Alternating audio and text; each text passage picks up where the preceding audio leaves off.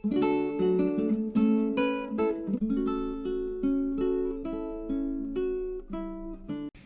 Ruth menanggalkan harga dirinya, Ruth menanggalkan egonya, demi hanya untuk menghidupi seorang mertua yang miskin ini. Dia gak berharap untuk dapat apa-apa, tapi Tuhan tahu memberkati dan melimpahi berkat kepada orang-orang yang tulus hati. Semakin mudah, tapi janji firman Tuhan, orang yang hidup mengandalkan Tuhan akan melihat perbedaan. Terima kasih, urapi hamba-Mu yang tidak ada apa-apanya, urapi setiap kami. Dalam nama Yesus kami berucap syukur, sama-sama katakan amin, amin. Silakan duduk. Ya, luar biasa, shalom. Ya, terima kasih buat Pak Timothy dan Ibu yang mempercayakan pelayanan ini kepada saya, ya, juga Ibu Esther yang sudah menghubungi. Saya percaya kita semua dalam keadaan baik, sehat dan luar biasa. Iya, tadi kita nyanyi lagu satu-satunya yang kuandalkan. Ya, waktu nyanyi itu kayaknya gampang ya. Enak lagi, apalagi kalau Marlon yang bawah ya. Semakin meresap ya. Nyanyi satu-satunya yang kuandalkan, tapi bener nggak? Ya, ketika dalam tekanan, ketika dalam persoalan, benar-benar hanya Tuhan yang kita andalkan. Ya, memang iman itu perlu diuji ya. Kalau belum diuji maka tidak terbukti bahwa yang kita andalkan itu hanya Tuhan. Ya, dalam hidup ini banyak orang mengandalkan yang lain. Ya, terima kasih buat kesempatan ini. Saya ingat kemarin itu ada Ibu Esther, ini salah satu peserta yang ikut dengan saya ke Israel. Itu perjalanan yang mendebarkan dan memang menguji iman. Ya, jadi Bapak Ibu yang sudah dengar kesaksiannya itu, wah luar biasa. Ya, dan jadi saya tuh bersyukur dan melihat bahwa memang jemaat kemarin yang bisa ikut ke Israel itu, ya orang-orang yang imannya luar biasa sih menurut saya. Ya, saya tuh terpaksa harus berangkat dengan 5 orang ceritanya karena sudah melebihi kapasitas yang daftar ya. Jemaat Misbah Doa itu dari berbagai kota, dari berbagai pulau, itu akhirnya 116 orang. Kami tutup karena tiket sudah tidak ada. Saya tidak pernah mau berangkat dengan pesawat yang berbeda. Lalu suami saya bilang, Say, ini ada masalah. Kenapa? Ada 5 orang yang sudah terlanjur diterima pendaftaran tapi mereka itu bisnis kelas. Tapi ternyata bisnis kelasnya itu tidak cukup. Lah terus gimana? Ya gimana, makanya aku bingung nih, travelnya bilang katanya cukup. Saya bilang ya dibalikin aja duitnya, gak usah berangkat. Terus ya coba ya dikasih tahu, mereka gak mau. Mereka bilang kita gak mau dong karena kita dari awal sudah DP, ya gak bisa gitu. Akhirnya saya bilang coba tanya travel, dari travelnya bilang ada solusinya berangkat 1 hari sebelumnya 5 orang. Lalu saya tanya kepada mereka, suami saya telepon, gimana Bu, Bapak kalau berangkat sehari sebelumnya mau nggak? Ya kita berangkat kapan aja mau, asal sama Bu Debbie. Waduh ini ya bahaya ini. Saya bilang sama suami saya, kalau aku berangkat, kamu juga berangkat. Saya nggak mau pisah sama suami. Dia bilang, tapi kan ini grup besar, siapa yang urus? Masa kita pasrahin travel, lebih marah lagi. Kalau saya ada di grup besar, kamu di grup kecil, enggak apa-apa lah kita bagi 2. Saya bilang, saya tuh nggak mau loh kayak gini. Lain kali, saya udah hilang damai sejahtera. Lain kali jangan bikin ya kayak gini ya. Saya nggak mau pisah-pisah pesawat sama peserta gini. Enggak apa-apa, ya udah kamu berangkat aja Ya udah akhirnya saya temenin lah 5 orang ini, kita berangkat tanggal 17, tanggal 16, rombongan yang besar berangkat. Kita sudah sampai di Muscat, dapat 1 hari buat city tour, lumayan. Muscat itu kota indah, warna putih ya, kota yang sangat makmur. Besoknya kami terbang dari Muscat ke Amman, rombongan Jakarta 18 juga terbang dari Jakarta menuju ke Muscat lalu ke Amman. Kita akan bertemu di Amman. Saya pikir saya sudah mau ke Amman pasti aman. Ternyata aman pun tidak aman. Lalu saya telepon suami, saya bilang, udah ke bandara? Udah, sudah semua, ini kita sudah naik pesawat. Saya bilang, saya juga udah naik pesawat, ya udah nanti kita ketemu, bye-bye. Saya 3 jam dari Muscat ke Amman landing, ya saya pikir kan mereka terbang 8 jam, pasti HP-nya belum ada yang aktif. Saya buka HP, suami saya bilang, kita nggak jadi terbang. Lah kenapa? Saya telepon, kenapa Ceritanya panjang, pesawatnya rusak. Jadi Bapak Ibu, ketika sudah naik peserta di atas pesawat, pesawat itu sudah bergerak mau terbang, tiba-tiba ada satu peserta saya itu muntah-muntah mendadak. Dia sakit perut, sakit lambung, tiba-tiba dia keringat dingin. Lalu dilaporinlah ke pramugari. Ini ada yang sakit. Dilihat keadaannya, ya coba ditukar ke kelas ekonomi, badannya dilurusin. Lalu pramugari bilang kita nggak bisa terbang, ini bisa apa-apa nanti kalau mati di pesawat tanggung jawab. Ya udah akhirnya dilapor ke pilot lihat, lalu pesawat berhenti dan kembali. Ceritanya mau turunin ibu ini. Lalu ditungguin lah ibu itu, suaminya bilang ya jangan diturunin, ya kita mau berangkat. Mereka bertiga, lumayan 150 juta. Kalau turun kan ya hilang ya. Terus suaminya bilang ya kita mau berangkat, ya udah kalau mau berangkat ya terus gimana dong. Akhirnya gini, ya tunggu sebentar lagi katanya. Akhirnya ditunggu 10 menit, 15 menit. Pilotnya datang lagi marah. Sudah nggak bisa ya Pak, kami ini harus lepas landas. Kita sudah menghabiskan waktu hampir setengah jam nungguin Bapak. Waktu itu semua peserta juga sudah marah-marah. Ya ngapain juga itu ibu pakai sakit lagi segala macam. Ya lalu akhirnya ketika mereka datang dan ditanya, Bu, ibu gimana? Berangkat enggak? Ini kita mau buka pintu, ibu harus turun. Tiba-tiba ketika suaminya juga sudah desak, ya sudah kita turun aja kalau gitu. Ibu ini mendadak sembuh. Dia bilang kayak penyakitnya itu diangkat. Tiba-tiba hilang. Sakitnya itu tiba-tiba datang, tiba-tiba hilang. Dia nggak pernah sakit begitu, baru kali itu. Ketika dibilang sembuh, oke, berarti kita terbang, ya terbang. Ya udah persiapan semua, memang udah siap tadi. Mau kembali ke landasan pacu lagi. Ketika pesawat itu mau mundur, tiba-tiba mesinnya mati. Ya, mogok. Ya, dan semua mati. Lalu coba di starter nggak bisa hidup. Akhirnya pintu benar-benar dibuka dan bukan ibu itu tok yang suruh turun, semua penumpang turun. Ya, lalu dinyatakan bahwa pesawat mengalami error sistem. Ini bukan yang rusak satu busi atau apa yang mau diganti, tapi sistem komputerisasinya error karena itu pesawat baru. Jadi tidak ada teknisi dari Indonesia yang bisa perbaiki. Itu harus datangkan teknisi dari Muscat langsung. Lalu pada waktu itu lebaran, jadi benar-benar aduh ya. Lalu suami saya bilang, saya doa ya ini kita ketahan. Katanya hari ini tidak mungkin berangkat. Jadi kami dikasih hotel di samping bandara, semua peserta ya 100 orang lebih itu ke hotel. Ya tidur. Ya akhirnya tadinya semua biasa-biasa. Lalu ya seperti 12 pengintai. Ya ada 10 orang yang membawa kabar busuk. Alkitab berkata, ya itu firman Tuhan yang bilang. 12 orang melihat masalah yang sama, 2 orang Yosua dan Kaleb tetap beriman. Yaitu nyanyinya satu-satunya yang kuandalkan. Yang lain mulai mengkamiri. Gini, kita berangkat, iya katanya sih berangkat nanti malam. Terus, tapi kalau pesawatnya pesawat yang sama, berarti kita ini kelinci percobaan. Iya kalau pesawatnya bener dibenerin.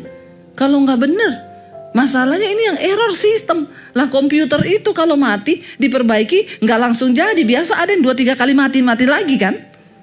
Jadi mereka itu sudah mengembangkan begini. Lalu yang tadinya orang-orang tuh tidak ada pikiran apa-apa. Tiba-tiba jadi takut.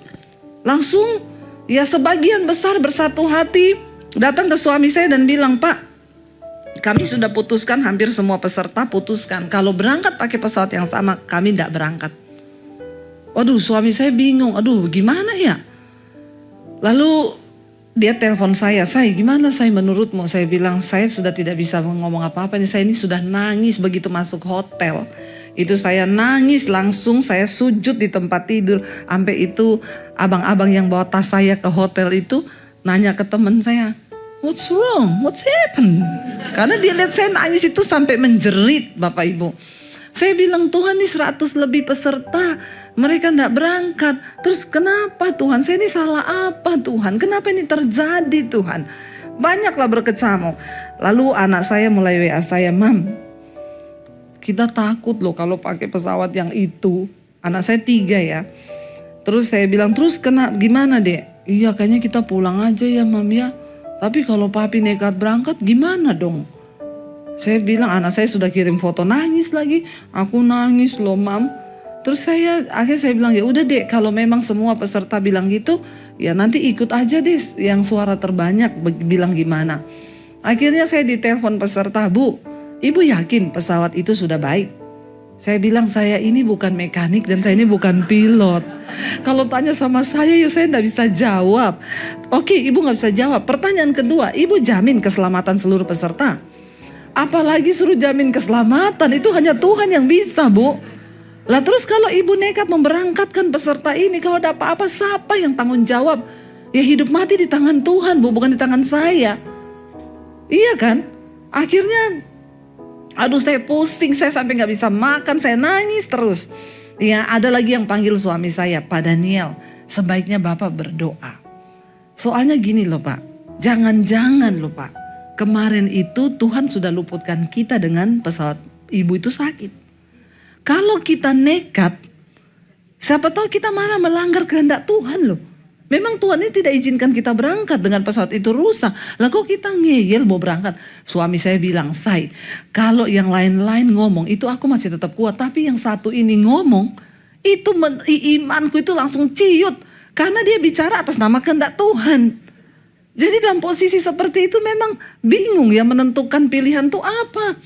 Dia bilang jangan sampai kita ini justru takabur Pak.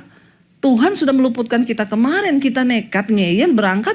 Kita ada apa-apa di atas, ya kita mati tuh karena kebodohan kita. Waduh suami saya tambah ciut. Aduh gimana ya. Akhirnya saya didesak oleh beberapa peserta WA. Ibu bikin dong pengumuman di grup. Bahwa semua peserta mau kalau pesawatnya sama tidak usah berangkat. Ibu jangan berpihak pada travel yang hanya karena cari untung. Astagfirullah. Saya tuh sudah kenapa jadi begini melebar kemana-mana Tuhan. Akhirnya saya bikin pengumuman di grup. Bapak Ibu kami berpihak kepada peserta. Kalau berangkat dengan pesawat yang sama atas keputusan seluruh peserta tidak jadi berangkat. Suami saya WA, Say, kenapa kamu bikin pengumuman itu di grup? Aku ini lagi berusaha meyakinkan mereka satu-satu. Aduh Bapak Ibu memang ya. Akhirnya saya bilang lah gimana, saya juga udah gak tahu, saya ini didesak dari berbagai pihak. Lalu suami saya bilang, mending gini deh, kamu bikin video yang menenangkan hati bangsa ini. Ini tuh udah kayak bangsa Israel terpecah menjadi dua bagian, tapi yang terbanyak tuh mau pulang.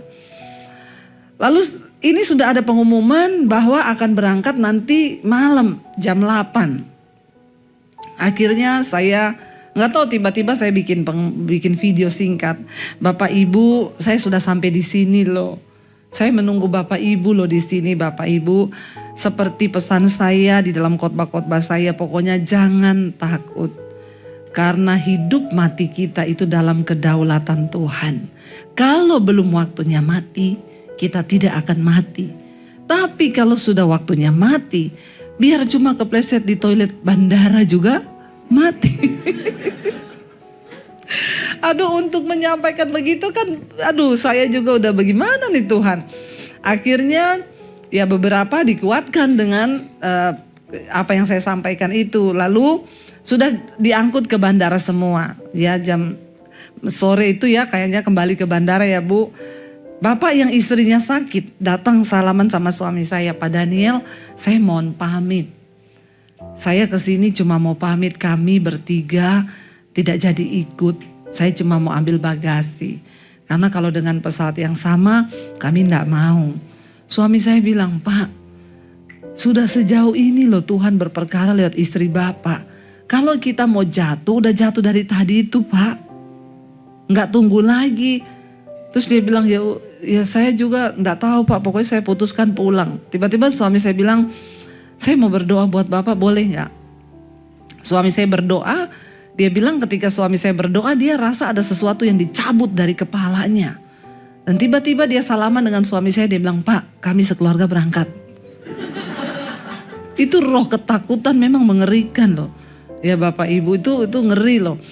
Lalu ya ada bapak-bapak juga datang ke suami saya, dia bilang, Pak, saya ini hanya punya iman 10%. Saya tuh takut Pak.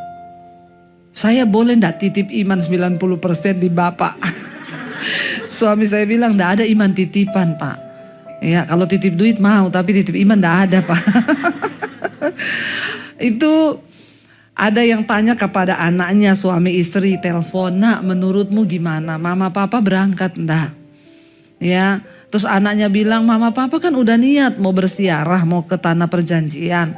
Kalau menurutku sih ya berangkat aja ya, kalau Tuhan udah buka jalan, ya kalau memang mau jatuh udah jatuh dari tadi kali." Akhirnya mama papanya bilang, "Oke, cuma satu pesan mama papa, kalau kita ada apa-apa, kamu jangan salahin Tuhan. Kamu tetap melayani Tuhan." Lalu papanya bilang, "Kamu catat PIN ATM-nya papa." Jadi saya bilang, "Sekarang PIN ATM-nya sudah dirubah belum, Pak?" "Udah, Bu." Kan gak ada apa-apa, gak terjadi. Itu Bapak Ibu, mereka akhirnya puji Tuhan, yang pulang hanya 6 orang. Yang memutuskan tidak mau berangkat. Mereka mundur 6 orang, sisanya semua berangkat. Tapi berangkat dengan itu udah siap mati. Saya tuh bersyukur banget loh dengan peserta yang ini tuh, itu benar-benar prajurit mereka itu. Ya, itu luar biasa. Sampai ada satu peserta ngomong gini, "Bu, saya malam itu dapat ayat, karena bagiku hidup adalah Kristus, mati adalah keuntungan." Jadi dia bilang, ya udah, kalau udah waktunya mati ya itu kan Alkitab bilang untung. Saya bilang, wah dahsyat banget nih imannya. Saya mau tanya ibu-ibu, kalau ibu-ibu pulang atau berangkat? Hah, kira-kira pulang atau berangkat? Poyo. Ya, pulang ya. Makanya gak ikut saya waktu itu. Karena udah pasti pulang. Dan saya juga baru mengerti. Saya itu ketika berangkat berlima, di pesawat, di hotel, saya tuh bertanya, "Tuhan, kenapa sih saya tuh disuruh berangkat duluan?" Karena kita percaya semua yang terjadi itu seizin Tuhan kan. Tapi kenapa saya tuh disuruh pisah dari grup?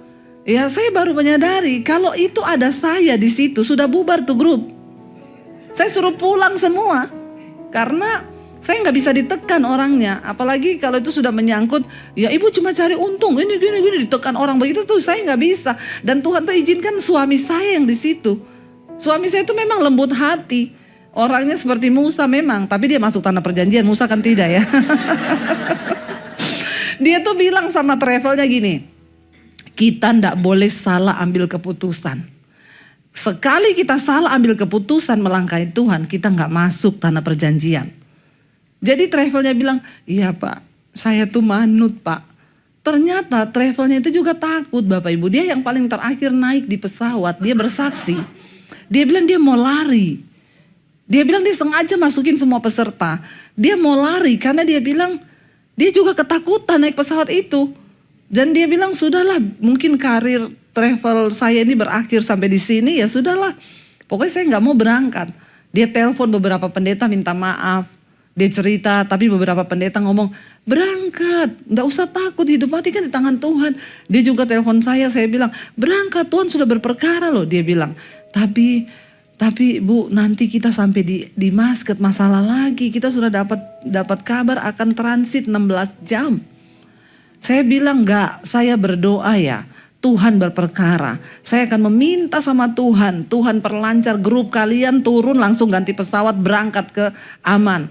Dan itu benar-benar terjadi Bapak Ibu. Bersama dengan kita itu ada beberapa grup Indonesia. Mereka transit 14 jam di Masket. Grup kita begitu turun dari pesawat disediain satu pesawat khusus. Memang hanya untuk grup peserta kita. Aduh, saya tuh melihat Tuhan ya. Ada satu bapak cerita, "Saya tuh udah di pesawat ya, bukan itu pesawat sebelum terbang diuji coba. Di starter dimatiin. Jadi dihidupin. Begitu hidup dimatiin. Kata bapak itu gini, "Saya lihat di jendela Bu. Kalau ada yang kebuka tuh saya mau lompat Bu, bener. Saya udah gak peduli tuh, saya takut setengah mati tuh. Sampai diuji coba yang lain udah gini, waduh. Tiap kali dimatiin, waduh." Ya, jadi itu semua ketakutan. Memang mereka itu sudah siap mati. Makanya saya bilang tuh peserta-peserta kemarin tuh luar biasa. Ada satu bapak ketakutan, istrinya bilang gini, "Pak, kalau memang mau ada pengakuan dosa, inilah waktu yang terbaik." Ya, ngaku mumpung kita ada di sini. Suaminya diem. Jadi saya tanya, jadi Bapak sudah pengakuan? Untung belum, Bu. Kalau sudah maka saya benar mati sekarang, Bu. Bukan karena jatuh dari pesawat, tapi disalib istri saya memang. Masalahnya beda lagi tuh. Jadi Bapak Ibu, saya melihat bahwa ketika kita ketemu ya di Aman, saya tuh di Jordania, saya tuh peluk mereka, saya bilang Tuhan tuh dahsyat, memang ini peserta-peserta yang layak masuk tanah perjanjian. Nah, kita akan lihat dari kisah di Alkitab ya, coba kita baca seorang wanita yang juga luar biasa imannya. Ya, kita baca Rut pasal yang pertama, judul perikopnya Rut dan Naomi. Mungkin kita sudah sering mendengar, tapi saya percaya ada hikmat yang baru yang Tuhan mau sampaikan. Rut 1 ayat yang pertama. Pada zaman para hakim memerintah, ada kelaparan di tanah Israel. Lalu pergilah seorang dari Betlehem Yehuda beserta istrinya dan kedua anaknya laki-laki ke daerah Moab untuk menetap di sana sebagai orang asing. Nama orang itu ialah Elimelek, nama istrinya Naomi, dan nama kedua anaknya Mahlon dan Kilion. Semuanya orang-orang Efrata dari Betlehem Yehuda, dan setelah sampai ke daerah Moab, diamlah mereka di sana. Jadi Bapak Ibu, suami dari Naomi ini Elimelek, karena terjadi kelaparan pada waktu itu di Israel, ya namanya laki-laki ya, kepala keluarga, dia harus memikirkan bagaimana keluarganya tetap hidup. Ya kalau di sini sudah tidak ada makanan, sudah nggak bisa apa-apa, ya nggak ada salahnya lah kita pergi ke tempat lain ya untuk mengadu nasib di sana. Ya itu pun ya berat ya kalau kita mau pikir ya, nggak gampang ini. Ya lalu dikatakan di sana ayat yang ketiga, kemudian matilah Elimelek suami Naomi sehingga perempuan itu tertinggal dengan kedua anaknya. Sebenarnya di sini yang paling berat itu Naomi sebagai wanita. Loh ini kelaparan, nggak ada makanan, pindah ke Moab dengan harapan dapat hidup, malah suaminya mati. Ya, mati. Lalu dikatakan di sana dia dengan kedua anaknya. Kedua anaknya mengambil perempuan Moab yang pertama bernama Orpa, yang kedua bernama Rut, dan mereka diam di situ kira-kira 10 tahun lamanya. Ayat yang kelima, lalu matilah juga kedua anaknya itu, yakni Mahlon dan Kilion, sehingga perempuan itu kehilangan kedua anak dan suami. Ya kira-kira berat nggak persoalan yang Naomi alami? Berat banget. Ya hilang suami, hilang anak laki-lakinya 2. Jadi semua anak laki-lakinya hilang saat itu. Ya berat sekali itu pergumulannya. Makanya ibu-ibu kalau masih menghadapi pergumulan yang biasa-biasa, gak usah terlalu alay lebay, amin. Ya di Alkitab banyak kisah orang yang lebih berat dari kita pergumulannya, amin. Ya suami mati, anak mati, ya semua mati, tinggal kedua menantunya, dan dia belum punya anak, anak-anaknya ini baru nikah. Dikatakan di sana, ya dia kehilangan anak, kehilangan suami ayat 6. Kemudian berkemaslah ia dengan kedua mantunya, dan ia pulang dari daerah Moab, sebab di daerah Moab ia mendengar bahwa Tuhan telah memperhatikan umatnya dan memberikan makanan kepada mereka di Israel. Dia dengar bahwa sudah terjadi pemulihan, sudah ada makanan, sudah tidak lagi kelaparan. Dia mau pulang kampung karena di situ udah gak ada suami, gak ada anak. Mau apa hidup sebatang kara dengan kedua menantunya. Ayat 7, maka berangkatlah ia dari tempat tinggalnya itu bersama-sama dengan kedua mantunya. Ketika mereka sedang di jalan untuk pulang ke tanah Yehuda, berkatalah Naomi kepada kedua menantunya itu, pergilah, pulanglah masing-masing kamu ke rumah ibunya. Tuhan kiranya menunjukkan kasihnya kepadamu seperti yang kamu tunjukkan kepada orang-orang yang telah mati itu kepadaku. Kiranya atas karunia Tuhan kamu mendapat tempat perlindungan masing-masing di rumah suaminya. Lalu diciuminya lah mereka, tetapi mereka menangis dengan suara keras. Naomi ini seorang mertua yang baik. Dia nggak egois, ya. Dia bilang, anakku toh sudah mati. Kamu ikut aku juga. Aku ini bukan janda kaya. Aku ini janda miskin. Jadi daripada kamu ikut aku, lebih baik kamu pulang ke rumah ibumu. Kenapa? Karena siapa tahu kamu masih dapat suami lagi. Ya, jadi ibu-ibu kalau kita ini jadi mertua, jadilah mertua yang pengertian, amin. Ya, bilang amin dong yang kenceng. Gak usah menatap saya dengan wajah begitu. Kalau kita menjadi mertua, jadilah mertua yang pengertian kepada menantu. Kalau mertua sayang sama menantu, tidak mungkin menantu itu juga tidak sayang sama mertua. Ya, semua itu berbalik kepada kita. Apa yang kita tabur itu yang akan kita tuai. Ya, Naomi tidak egois, dia memikirkan kebahagiaan menantunya. Dia bilang, kamu pulang, nanti kamu dapat suami, kamu nikah lagi. Karena kamu ikut aku juga buat apa? Aku ini udah gak ada apa-apa. Ya, tapi menantunya menangis mereka dengan suara keras. Berkatalah dan berkatalah kepadanya, tidak, kami ikut dengan engkau pulang kepada bangsamu. Tetapi Naomi berkata, pulanglah anak-anakku, mengapakah kamu turut dengan aku? Bukankah tidak akan ada anak laki-laki lagi yang akan kulahirkan untuk kamu jadikan suami nanti? Pulanglah anak-anakku, pergilah sebab sudah terlalu tua aku untuk bersuami. Ya, seandainya pikirku ada harapan bagiku dan sekalipun malam ini aku bersuami, bahkan sekalipun aku masih melahirkan anak laki-laki, masakan kamu akan menanti sampai mereka dewasa? Masakan kamu harus menahan diri dan tidak bersuami? Janganlah kiranya demikian, anak-anakku, bukankah jauh lebih pahit yang aku alami daripada kamu, sebab tangan Tuhan teracung terhadap aku. Jadi aturan di Israel pada zaman itu, kalau ada orang menikah, suaminya mati, dia boleh kawin sama iparnya. Iya, sama adiknya suaminya, atau yang masih bujangan itu boleh diambil sebagai istri. Ya. Jadi Naomi bilang, aku tidak mungkin bisa melahirkan anak laki-laki lagi. Kalaupun ada udah terlalu tua, kamu juga udah tua, gak mungkin kamu tunggu. Pulanglah supaya kamu berbahagia, aku nih lebih malang. Menangislah pula mereka dengan suara keras, lalu Orpa mencium mertuanya itu meminta diri, tetapi Rut tetap berpaut padanya. Rut gak mau pulang. Berkatalah Naomi, telah pulang iparmu kepada bangsanya dan kepada para allahnya. Perhatikan, para allahnya. Moab itu adalah satu negeri yang tidak menyembah Allah Israel. Mereka menyembah dewa, mereka tidak percaya kepada Tuhan. Jadi mereka bukan orang-orang yang takut akan Tuhan atau mengenal Tuhan.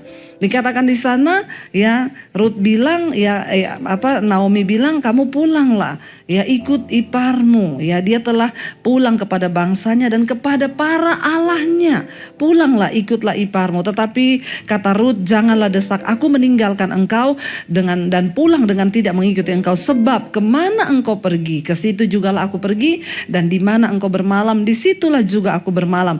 Bangsamu lah bangsaku dan Allahmu lah Allahku.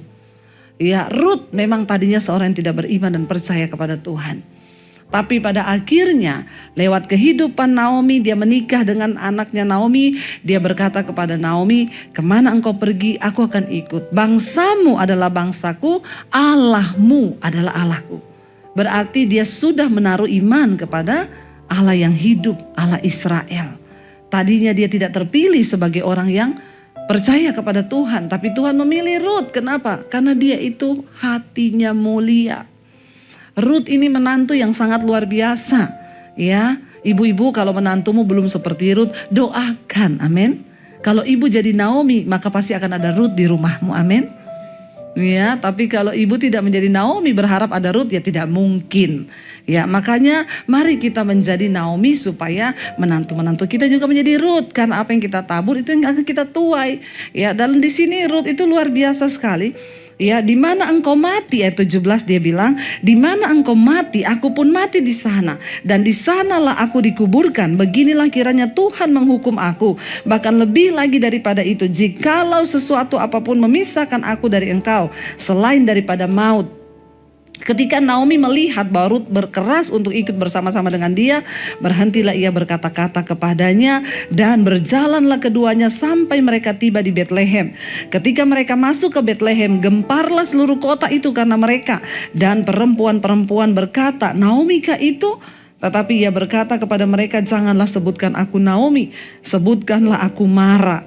Sebab yang Maha Kuasa telah melakukan banyak yang pahit kepadaku. Mara itu artinya pahit. Ya, Bapak Ibu, apapun yang Tuhan izinkan terjadi, ya memang berat sih. Ya, memang masuk akal kalau Naomi berkata, panggil aku Mara, karena banyak yang pahit yang terjadi. Suaminya mati, anak-anaknya mati, bahkan dia pulang ke Betlehem sekarang tidak punya apa-apa sebagai janda miskin. Ya, tetapi dia tidak pernah melepaskan kepercayaannya kepada Tuhan. Kita boleh menghadapi yang pahit di hidup ini, tapi jangan pernah lepaskan kepercayaanmu kepada Tuhan. Sebab cepat atau lambat kita pasti akan melihat tangan Tuhan bekerja. Orang yang sungguh-sungguh mengandalkan Tuhan, dia akan melihat. Ya, dan terbukti apa yang Naomi alami. Ruth juga seorang wanita yang sangat luar biasa. Dia tahu mertuanya ini miskin, tapi dia tetap mau ikut.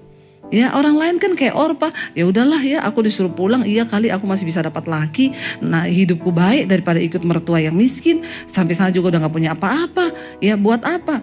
Tapi Ruth adalah seorang menantu yang luar biasa. Dan kenapa Tuhan turut bekerja, melakukan yang baik atas hidupnya? Karena Tuhan itu Tuhan yang melihat hati. Makanya mari kita jaga hati kita di hadapan Tuhan. Ya, ada orang kepahitan, lalu dibilang, tapi kamu kan kepahitan kan? Ya saya kan cuma begini di luar. Tapi kan Tuhan lihat hatiku, hatimu busuk. Bangga lagi. Ya, suruh berdamai. Ada orang-orang Kristen begitu. Ya udahlah Bu, berdamai aja dengan menantumu, gak usah kepahitan. Ya saya kan cuma di muka memang begini. Tapi kan Tuhan lihat hati. Ya ampun, dari mukanya aja udah ketahuan lu kepahitan. Apalagi hatimu, amin. Karena apa yang keluar di luar tuh meluap dari hati. Ya kalau hatimu bersih lu gak mungkin sikapnya begitu. Saya tuh kadang bingung sama orang Kristen. Ya disuruh bertobat, dikasih tahu yang benar. Bertobat aja Bu, lepaskan pengampunan. Muka gak usah kayak gitu. Ya gak apa-apa, yang penting hati kan. Tuhan melihat hati. Hatimu busuk Bu, maaf aja ya. Ya Alkitab berkata kan hati itu, wajah itu mencerminkan hati. Amin. Ya apa yang keluar di luar tuh meluap dari hati. Jadi hati-hati, jangan kau bilang Tuhan melihat hati. Ya koreksi dulu hati yang seperti apa yang Tuhan lihat. Ya kenapa Naomi dan Ruth mengalami berkat Tuhan yang begitu luar biasa?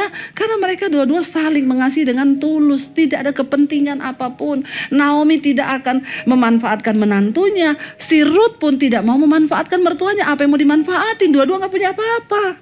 Amin. Lalu dikatakan di sana, ya banyak orang kaget melihat mereka balik ke Bethlehem. Dengan tangan penuh aku pergi, kata Naomi ayat 21.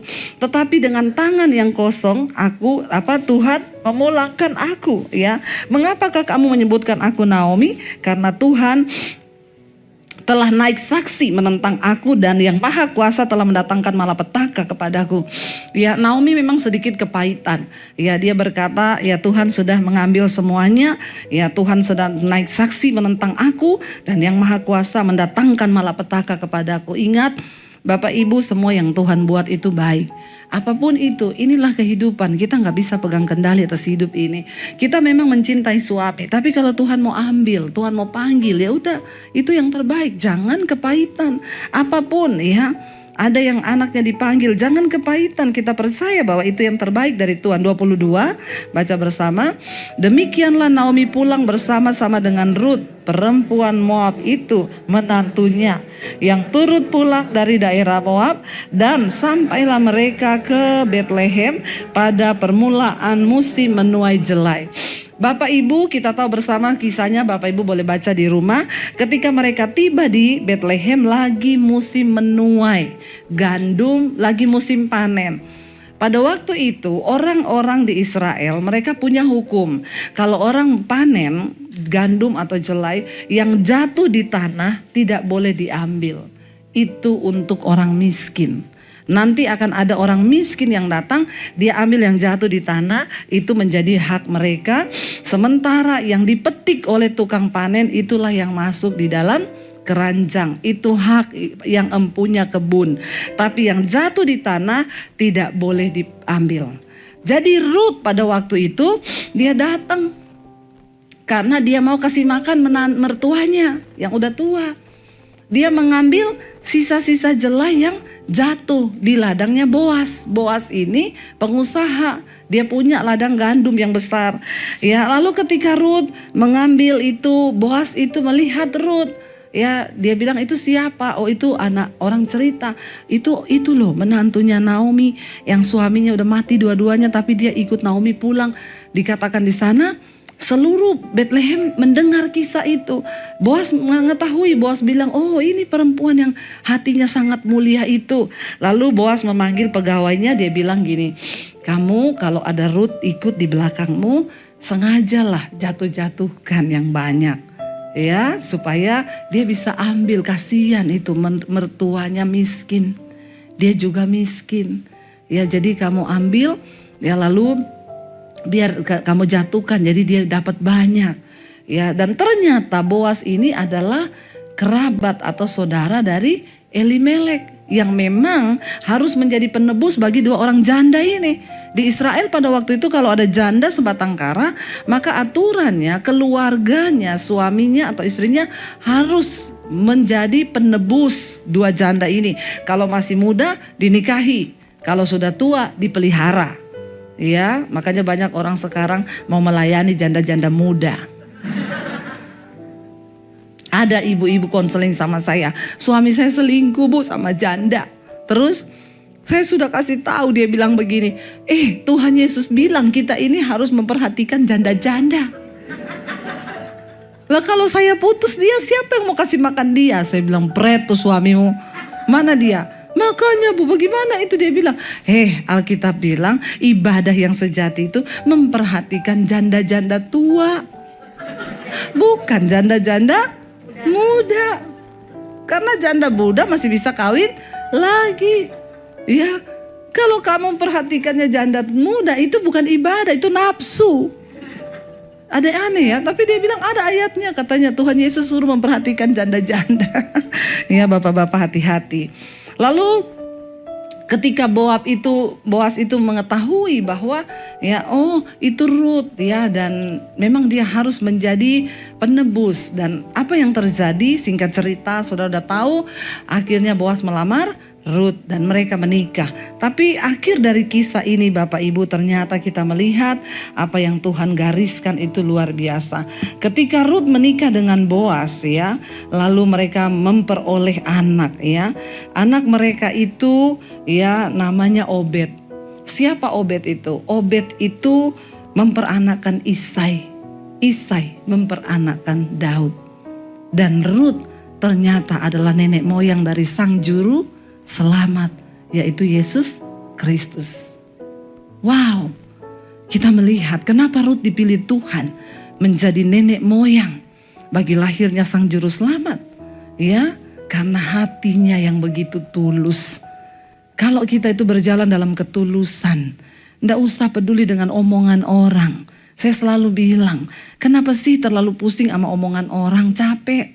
Ya, makanya Tuhan kasih kita dua tangan untuk tutup kuping kanan dan kiri. Kalau 3, 1 buat tampar mulutnya ya. Jadi saudara enggak boleh nampar kalau tanganmu cuma 2. Kalau 3 boleh nampar. Masalahnya cuma 2. Ya udah tutup aja kuping kanan dan kiri. Ingat loh, Tuhan itu melihat hati. Mau orang bicara apapun di luar sana, Tuhan yang menyelidiki kita kok. Ya, berkat itu dia yang sediakan. Jalan orang benar semakin hari itu semakin terang benderang. Tapi jalan orang fasik menuju ke lembah kekelaman. Balik lagi, koreksi hatimu hari ini. Apakah ada kemurnian di dalamnya seperti Ruth yang mau mengikuti mertuanya sekalipun miskin? Tidak ada apa-apa. Dia tahu nggak tahu ini Naomi mati di mana, tapi dia bilang di mana engkau mati, di situ pun aku mati. Maka aku akan dihukum Tuhan kalau aku membiarkan engkau pergi dan engkau kelaparan. Wow, ya luar biasa. Saya percaya Bapak Ibu hari ini kita persoalan yang kita alami tidak seberat yang apa yang dialami Naomi. Ya, tapi semua nilai dan bobot dari persoalan yang kita hadapi itu satu. Tuhan mau membentuk kita. Dan orang-orang yang setia menjalani proses tidak enak jadi Ruth. Enak nggak? Nggak enak.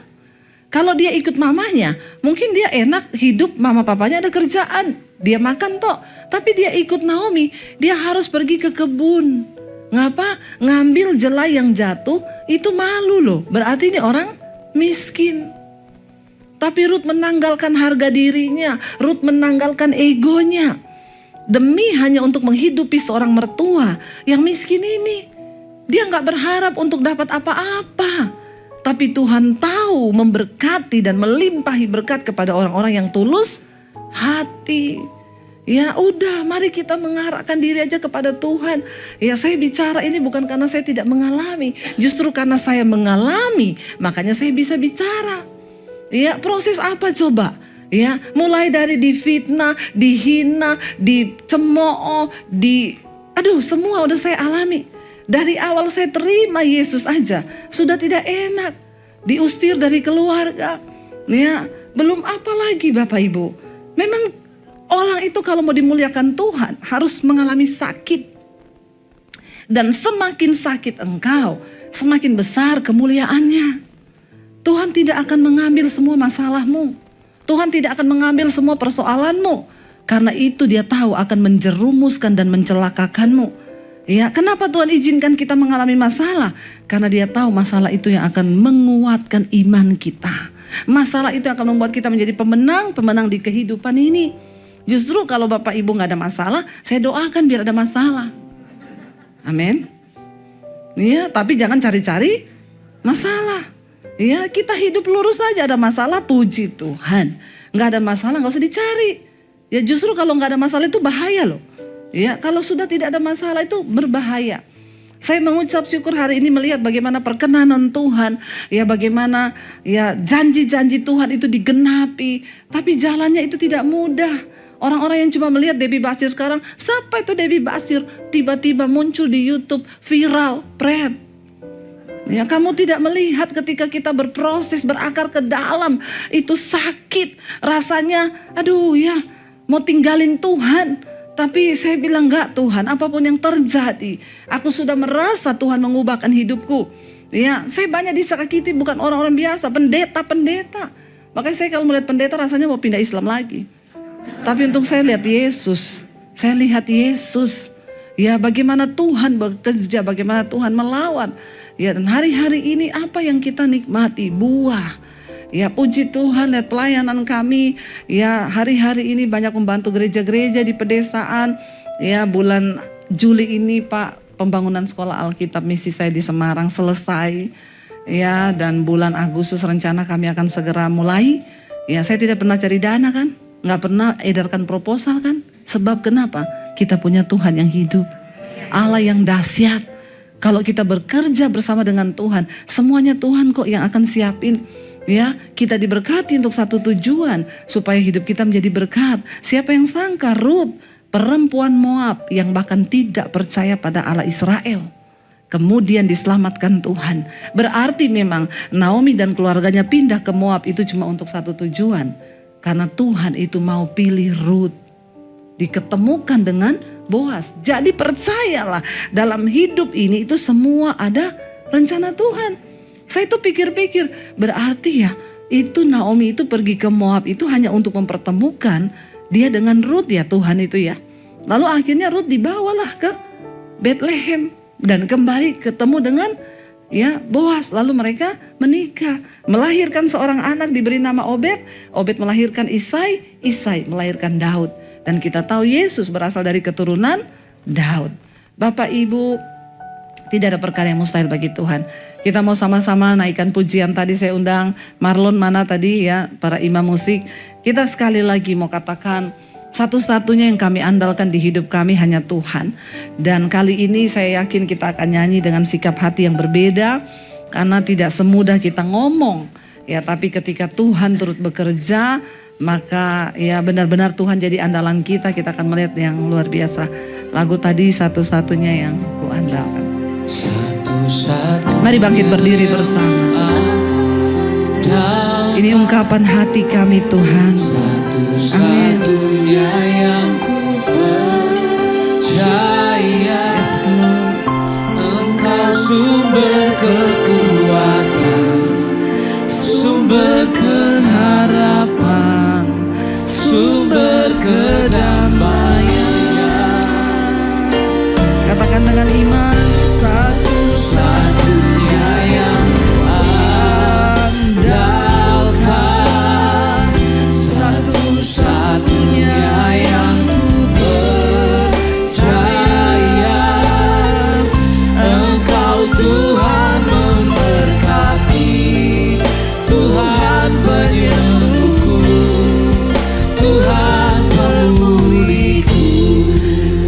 Mari kita tundukkan kepala dalam hadirat Tuhan. Mungkin hari ini Tuhan sedang mengizinkan satu ujian atau pencobaan. Kita percaya bahwa orang-orang yang hebat itu dihasilkan lewat pergumulan dan air mata. Sebab hanya orang-orang yang menang atas setiap proses, mereka akan melihat janji Tuhan. Tidak mudah menjadi seorang Rut yang harus mempercayai sesuatu bahkan yang tidak dia lihat. Mengikuti mertuanya yang miskin, tidak ada pengharapan. Tapi dia berkata, bangsamu adalah bangsaku dan Allahmu itu juga Allahku. Engkau punya Tuhan yang besar hari ini.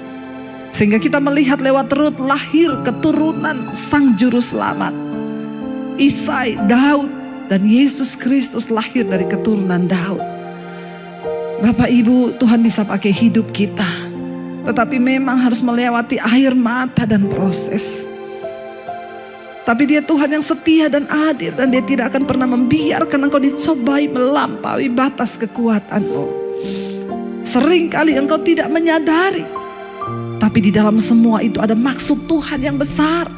Naomi bahkan tidak menyadari kenapa dia berangkat ke Moab, suaminya mati, anak-anaknya mati. Tetapi sesungguhnya rencana yang besar sedang terjadi karena Naomi membawa pulang Rut menantunya. Rencana Tuhan tidak pernah gagal atas hidup kita. Sekalipun itu sakit, sekalipun itu berat. Tapi ketika engkau mau memandang dengan kacamata iman, lihat dia Tuhan yang tidak pernah salah dalam setiap rencananya. Hari ini hanya engkau berkata, Tuhan aku mau percaya kepada Tuhan. Seperti Rut berkata, Allahmu adalah juga Allahku. Dia tahu bahwa Allah Israel itu adalah Allah yang luar biasa, Allah yang berkuasa dan Allah yang berdaulat. Taruh harapanmu hanya kepada Tuhan hari-hari ini. Sebab tidak ada pengharapan yang lain. Semua akan mengecewakan. Tapi hanya Tuhan yang tidak pernah mengecewakan. Sehingga engkau bisa berkata apapun persoalanku yang aku hadapi hari ini, aku percaya Tuhan satu-satunya yang kita andalkan. Angkat sekali lagi tanganmu di hadapan Tuhan, katakan dengan iman, satu-satunya yang ku ada. Saudara, terima kasih sudah menyaksikan channel saya. Dan saya berharap semua khotbah-khotbah saya menjadi berkat. Jangan lupa subscribe channel hanya di Debbie Basjir TV. Ya, bukan yang lain. Catat Debbie Basjir TV. Hanya di Debbie Basjir TV. Jangan lupa like, subscribe, dan bagikan ini kepada teman saudara agar semakin banyak orang diberkati. Tuhan memberkati.